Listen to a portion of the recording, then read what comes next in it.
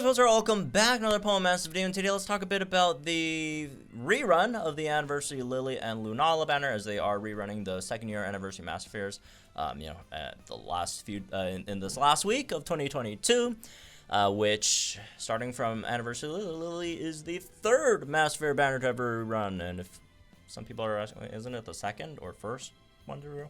Well, Groudon and Kyogre came back earlier, and like that's even though people like to lump them together, that's technically two separate banners. So Lily's the third one, and Leon still hasn't come back, which is slightly funny at this point.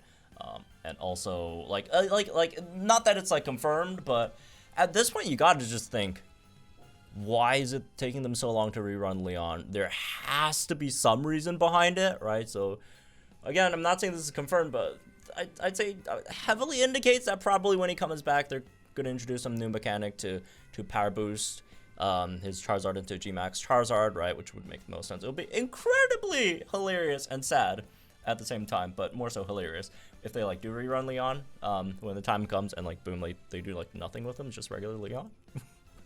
That'd be incredibly funny and sad, but yeah, like by the time he comes back, like no power boost, no G-Max, then like there's like 7-8 other fire type damage that are better than him. Not that he's bad, I mean, but I'd say there's at least, you could say, 2 fire type damages that are better than him right now, maybe in 3, but anyways, this is the Anni Lillie video, not the Leon video. Let's get into Anniversary Lillie. So let's just quickly review her kit for those who don't know what she does, right? So basically she's a Masterfair. She is an Alola Flag Bearer Masterfair, right, which is just the general regular Masterfair passive. I don't know, the one that doesn't split between physical and special, right? This is just the one that applies to like everything Alola, right? I mean, it applies to everyone, but the extra boost it gets is with more Alola theme units on the team. And in terms of its stats, it has decent HP for no like really good reason. I mean, you could tank with her a bit, right? Because she does have healthy benefits 5 to reduce damage taken when she's at like max HP. Plus she has like potions as well, so it's not like she can't tank at all, but she does have some HP here. Defenses are definitely really bad though, so she's not gonna be Lysander levels of a striker tank, right? Speed is okay, right? And our special attack stat is pretty good, I'd say. 400, really nice. It's almost a 4-star damage dealer level, like a Agatha or Gardenia or something. Actually, no, Gardenia's not the one with the higher ones, but like Agatha, Nolan, Beedrill. Anyways, those are just funny units, man. But yeah, it's 400 special attack. It's still good. Okay, it's still good. As for its regular kit, you got Moongeist Beam, big damage dealing move, which well, I say big damage dealing move, but like for a 4-gauge move, it's relatively lower on the BP. Right, Spectrum, it's not as powerful as some of the other ones, because like there's like an average power for like 4-gauge moves, and like there's some that are above average, some are below average. This is definitely a below average one, but it does have the effect where it ignores passive skills that reduce damage to the attack, ignores passive skills that protect the target against a crit, ignores endurance. So it's kind of like Piercing Gaze, but built into just this one move specifically, so it won't like you're not piercing anything with like Moonblast, for example, which is nice against some legendary gauntlet stuff, right? Definitely. So that could be cool there. So you could just go through their healthy benefits or whatever, right? Other stuff they got going on. Potions is potions, so she could heal, obviously. Moonblast, just a fairy type option. Is it good? No, not really, but it's an option. It's an option. And then you have your trainer move, which is probably the highlight of her kit, which is Shiny Moonlight, raises special attack by 6, crit by 3. Just one move and boom, you're at +6 special attack, +3 crit immediately, which is very nice. Turn 2, you can just start spamming your Moongeist Beams, right? So that's really nice. Your Stake Boost is regular Striker Nuke, nothing too special there. And as for some other paths, you have Super Preparation 4, 50% chance of giving her super effective up next, when you get that, which I do feel like is a pretty big part of her kit, because without this, she would be just like pretty bad, right? And then you have Rejuvenate's 6, which gives you 6 gauges after your sync move. In terms of anything notable in the grid, I guess, you know, 1 out of 5, you got your basic kit, right? If you know, it's just Moongeist Beam, piercing damage healer that can hit, you know, super effective up next 50% of the time, theoretically, that heals a bit. So yeah, nothing much in 1 out of 5. 2 out of 5, you do have Soften Up for a guaranteed crit on your sync, which is nice. Quick Tempo is not bad on her either, right? Just because she is a unit that, like, she really just starts using 4 gauge moves at, like, turn 2. After turn 1, you use this, boom, you start spamming Moongeist Beam. So Quick Tempo is pretty nice on her. As for some other stuff, Moonblast stuff, if you want, I don't think it's that big of a deal, but Double Down 2 is kind of whatever. Healthy Power Up is also kind of whatever, and then you have 1 Master Healer on Potion, which is nice at least. So 2 out of 5, you do have some decent stuff. 3 out of 5, you got stuff like Power Flux 3 on Moongeist Beam, which is okay. Danger Damage Guard, which if you're trying to run her as a tank, which again you can, I don't think it's a great idea. Brain Sync 3 is alright. Propulsion 1 is not, you can't really rely on that. Crit Strike and Moonblast is not good. I mean, Crit Strike is good. It's Crit Strike 1 that costs 10 energy, so it's not that good. Although, again, she doesn't have that much stuff that you really want on her grid, so, like, okay, sure. But, yeah, Healthy Healing, whatever, Potion MP Refresh, whatever. She has some nice things on her grid, generally, but definitely not a unit that you really need the rest of her grid, right? 1 out of 5 is totally fine for this unit, I'd say overall. All right, let's go over some, I guess, pros and cons of the unit, right? I mean, the pros are pretty obvious, right? First of all, the big thing, self-sufficiency on her training move, right? Obviously, potions are potions, right? Her on-type DPS is pretty nice. Well, nice to an extent. Because like a lot of her pros does have like a bit of an asterisk on it, right? Because it's like her DPS is only like really good on type when you do have the super effective up next, which is, again, it's a bit RNG, right? 50% chance to apply it. So if you want to do the math and just take out half of the increase of the DPS or super effective up increase to get like an average damage, it's still decent, right? It's still decent, at least. Yeah, nice for Gauntlet. Again, the sort of piercing blows quality that Moonblast, or not Moonblast, well, that's the one that doesn't have it. Moongeist Beam has is decent. It does have a Masterfair passive. It exists. It's not really good. So that's the other asterisk on that. Secondary fairy damage, you do have that end, but also another asterisk. It's not great, right? And again, a bit RNG reliant with the super effective up next there as well. Again, when you do get it, it's all right, right? But without it, it's not very good. So yeah, that's some of the pros. You could talk about some of the cons of the unit, right? DPS off type is just very mediocre, right? Very mediocre. It's, yeah, I mean, it's just, yeah, no, not great. And you think, well, you know, her passive, the super effective up thing, obviously I'm gonna always use it against on type. Not really, because of her uses in Legendary Gauntlet, right? For piercing through, again, opponent's damage reduction, you'd probably be using her off type quite a bit, right? If you do play Gauntlet, so. In that case, that I wouldn't say is very important, but it's definitely a factor, right? Definitely a factor, especially if you're also, you know, running her in Gauntlet and trying to save units and you're not having her in Ghost Zone. Her damage can be pretty bad, right? Like her off-type damage, like the big thing everyone was memeing when the second anniversary first came out was like, oh, haha, look at Steven's like terrible damage, which fair. Annie Steven's damage was not great, but people are also kind of glossed over Anni Lillie's, even worse, right? Off-type damage over here, like Steven's was already not great, and like Anni Lillie's is like even worse than Steven's, right? But you know, Steven had other issues, which probably, you know, attracted most of the attention there, which I would say fair, right? But yeah, it's just her off-type DPS is really mediocre. And yes, she does have a master passive. It's not very good at the moment, right? So this could be changed in the future if we do get better units that she could run on her team. That could help that, right?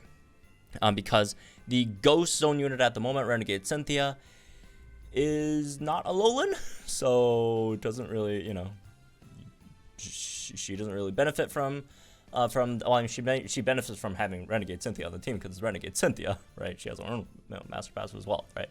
But yeah, that doesn't really contribute much, and there aren't a lot of Alolan characters you really want to run with her on that team, right? Because if you're running her and Renegade Cynthia, you probably need a tank on that team, and like none of the Alolan tanks really are great in that in that team, right? A lot of the that don't really benefit her too much, right? So that's that, I guess. Yeah. Also, it's just Flag Bearer, which doesn't give too much of a boost. The third one, again, it's a bit of a con, but it's not like that big of a deal because, like, yeah, she's not the best ghost type DPS at the moment, but she's still pretty good, right? she's still pretty good. You don't have to be the best, right? So this is I don't feel like this criticism is super fair of the unit in general. So, well, not even like I just don't think this is a fair criticism. Like, okay, yeah, okay, you're not the strongest, you know, ghost DPS. That's fine. But overall of a criticism of the unit, probably not fair. But you do have to sort of think about it, right? Are you willing to, or would you rather spend your gems on a 1% featured Masterfair banner for this ghost type DPS, Anni Lillie? Or would you maybe rather spend your gems on a 2% featured, or, I mean, Rerun's probably gonna with someone else, so like, you know, maybe like 1.5% featured, right? Banner with Singsu Karina, who is, again, the stronger, you know, damage dealer. I would say even overall better unit at this point.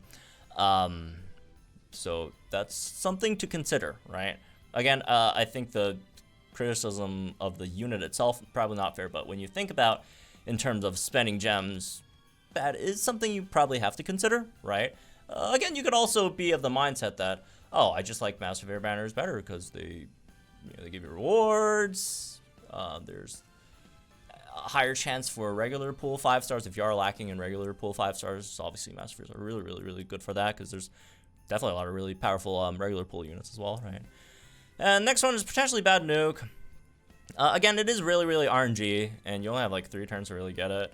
And unlike, you know, DPS, if you don't get it, like, okay, just get an next turn or something, right? If you don't have the RNG timed right, on type wise, her nuke is pretty bad, right? So in that case, you probably just don't want to nuke with her at all if you don't get it. So yeah, only really want to nuke with her if you get it. And obviously you also probably don't really want to nuke with her in Gauntlet if you can, because I mean, Gauntlet. I mean, like, striker nukers, they're mostly for master mode, right? So that's just an overall like thing with strikers. It's not like a specific to Anni Lillie, but yeah, her nuke is and her off type nuke without the super effective up next is just straight up not worth doing at all. So that is definitely real and real knock against her. But last one is RNG, right? Again, her DPS could be good. If you do get the her passive super effective up next to trigger often, but if you don't, then her DPS is just pretty average, right? Pretty average, which kind of sucks because she's like a, you know, Masterfair unit, right? But anyways, those are, you know, some of the upsides, downsides of the unit overall. All right, so okay, Anni Lillie in the year of 2022, in the ending, you know, days, the last days of 2022. Is she still worth pulling for at this point? In terms of, okay, is she still a good unit? I would say yes, she's still a good unit, right? I don't think she got worse, right? But are there definitely units that have come out, right, that are better pulls than she is, if you're looking for ghost type damage dealers, I would say yes. I would say Renegade Cynthia is a better unit to pull. Right, if you're looking for a ghost, even though Renegade Cynthia's damage is worse than Anni Lillie's, right? But overall, the value you get from her nuke is so much better than Anni Lillie's, but also obviously a ghost zone setting, right? And debuffs that she could provide for your team. I would say the two ghost type Masterfairs, definitely Renegade Cynthia is the better unit to pull. And if you compare her to Singsu Karina, she does have some things that is definitely nice, right? That Singsu Karina doesn't have, but I'd say overall Singsu Karina probably would also be the better option to go for overall. And also do keep in mind, ghost type damage dealers aren't as like down bad as they were before in terms of availability. So even if you really want a ghost type damage dealer, you don't really have to go for like a big Masterfair unit, right? You got Mewtwo for free, Shadow Ball Mewtwo, right? You got Agatha getting Synchro expansions this month. I mean, well, by the time this video is up, she would have already gotten a Synchro expansion, right? And she's a pretty nice free, basically, damage dealer, a ghost type damage dealer. And then you also have Fantina, also got the extra expansion there as well. She's also really powerful. In fact, like Fantina, oh my god, Fantina grid is so nice. Like DPS is better, but like in terms of like the striker nuke wise, right? Even if Anni Lillie has super effective up on her nuke, Fantina still nukes harder, which is pretty cool. At least I think, considering the debuffs, right, that Fantina also has. So yeah, this is definitely not a unit. Oh, I need ghost type damages, which is why I have to pull for Anni Lillie. No, definitely not. Again, if you need ghost type damages, I would personally argue. Again, not saying they're better damage dealers, or well, Karina's better damage dealer, but just overall value wise, Renegade Cynthia, Singsu Karina are better units, I would say, to pull for, and even so. Like unless it's like some like incredibly hard Ghost Week stage, right? It's something like the likes of Fantina should be good enough, right? With the again newly expanded grid, and even free units like Mewtwo, Agatha are fine, and even stuff like Alistair even, right? So definitely not a unit that you have to pull for. But she also, on the other hand, she didn't, she's not like completely. Useless anymore. She's still good. She's definitely still a good unit, but yeah, again, I'd say there's definitely better options than Anni Lillie at this point, right? Like again, like what really separates her from like other ghost type damagers is probably just, like she has this thing and she has like potions, which are nice, but the potion thing is definitely nice, but I am personally of the opinion that this thing, it's good to have, but I think this is very overrated. I think the piercing blows like overall thing is like it's not that big of a deal. Like most of the legendary gauntlet like conditions are pretty easy to fulfill, right? So yeah, I'd say in terms of if we'd score this rerun banner, maybe like a 5.5 out of 10. Is that a bit too? It might be a bit too low. I don't know. Let's maybe adjust it higher. All right, 5.8 out of 10 maybe. Right. It's just that again, ghost type damage dealer wise, there's better ways or better places to spend your gems. Personally, in my opinion. But yeah, she's really like she's easy to use at least, right? Especially if you're new to the game, you don't get the mechanics that much. She's very simple. You just click this and then start very like no brain, boom, start spamming that like literally just after you click this. So that's I guess maybe another pro could have put on there, but yeah, she's still good, she's still fine, right? She's still a really nice damage dealer in the right circumstances, but those circumstances do have to be sort of fulfilled, or else she's just a maybe slightly above average damage dealer, right? Which is a Masterfair, which, if you're afraid of the 1% rates, which is reasonable fear, probably not a banner you probably could want to go for. So anyways, yeah, that's me this one. Hope y'all enjoyed, guys. Think in the comments below. Like, enjoy the videos from our channel for some more about Master's content. So good luck, guys, are pulling, and I'll see you guys in the next one then.